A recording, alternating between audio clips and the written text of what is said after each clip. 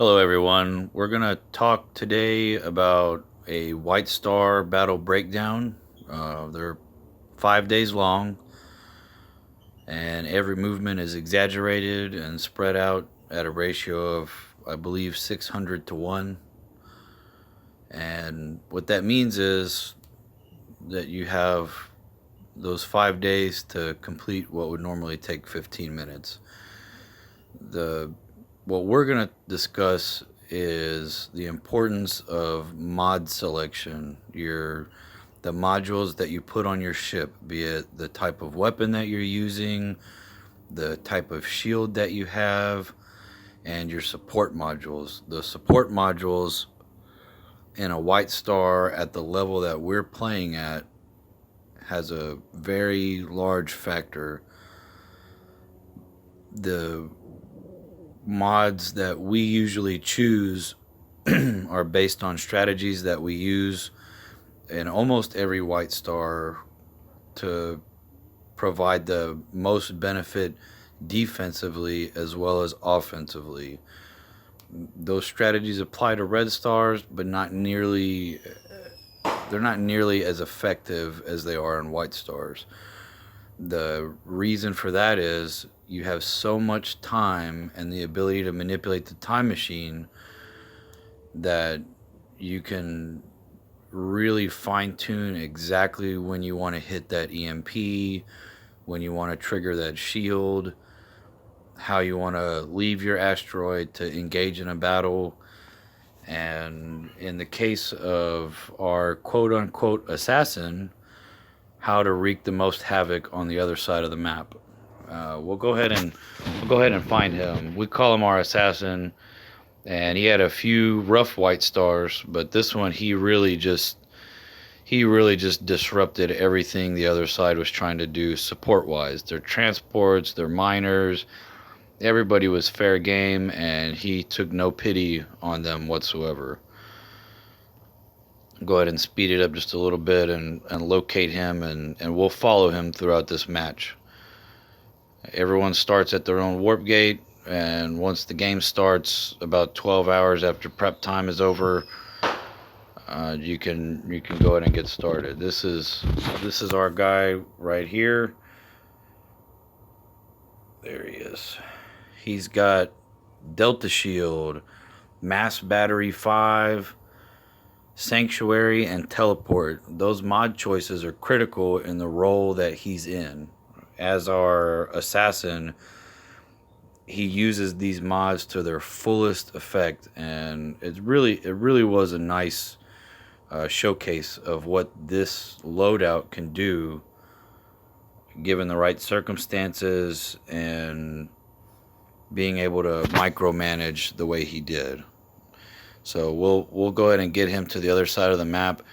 What you should notice is that all of his movements are small jumps. He never sets long waypoints. A lot of times he even uses a little misdirection. He'll select a asteroid and then immediately select another asteroid, only to cancel that movement later to distract the enemy and make them plan for things he's not actually going to do. Let's go ahead and get him to the other side of the map. Now you see, this looks like absolute suicide. We've got 1, 2, 3, 4, 5, 6, 7 battleships a sector and a half away. You're going to kill yourself if you do that with practically any other loadout other than what he did. Now, of course, the other team made mistakes, and that adds to it.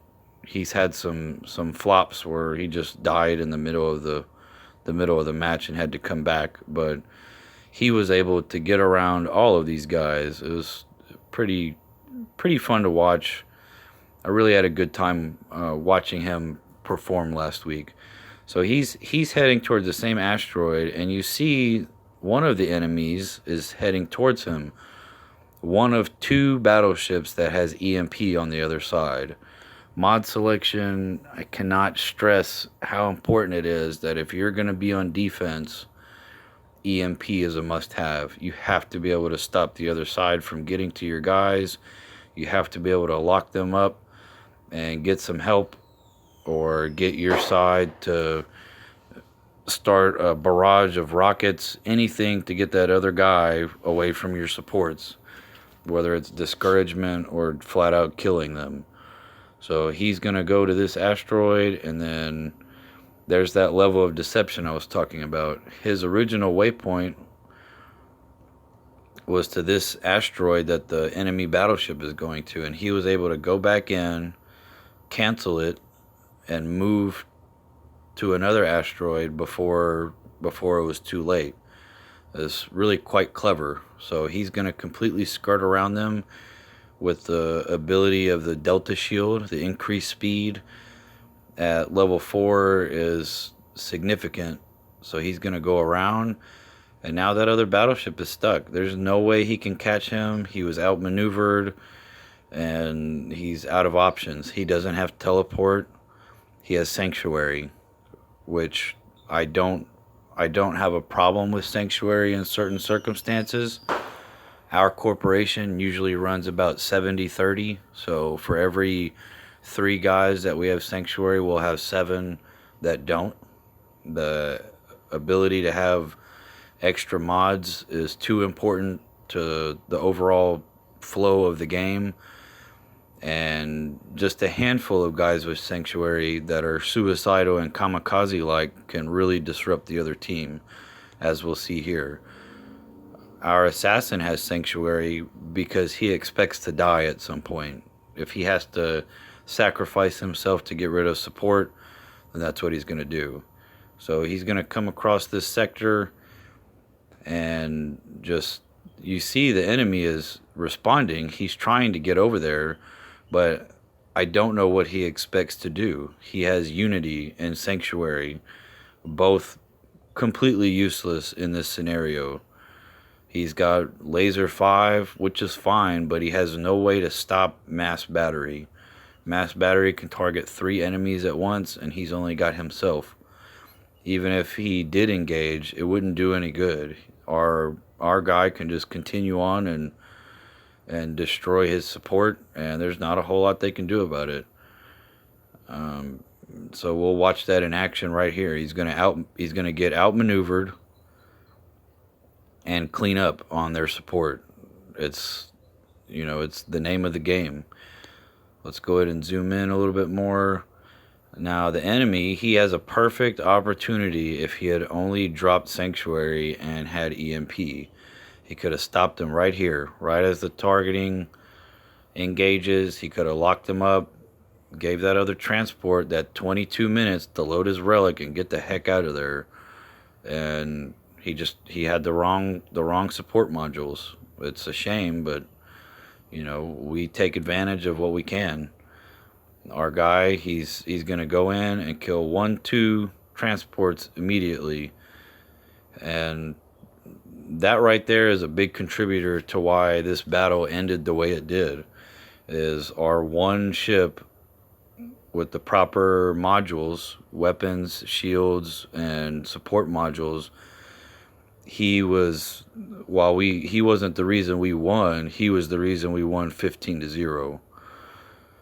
So he's gonna get out of there, of course, and the enemy battleship is trying to chase him, which is a totally useless gesture. And we're gonna watch him. He's gonna get away, which is the smart thing to do. Get away, and he's gonna run a little interference for us later on. We see this rocket coming from the warp gate, and he's gonna go ahead and take care of that for us. Now we're going to discuss his use of teleport. It was really well executed. He did a really good job. He's going to double back. This battleship is trying to get across to engage him, but he has Sanctuary and Unity. No EMP, nothing to stop him.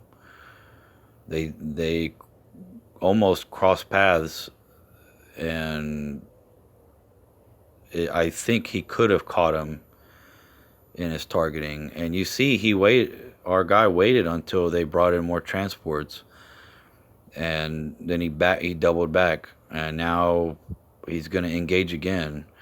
He's trying to avoid being intercepted by the enemy. The enemy has what? He has the same loadout. He didn't bother to go back to the warp gate and switch out his mods. He knew what was coming. He knew what this ship was capable of, and he chose not to act on it. So he's going to try to get over there, and our guy's just going to jump around him. He's going to engage his teleport right there, just jump right over him, not even take any damage. He's going to pop over. There he goes, and now his kill count is up to 4 transports.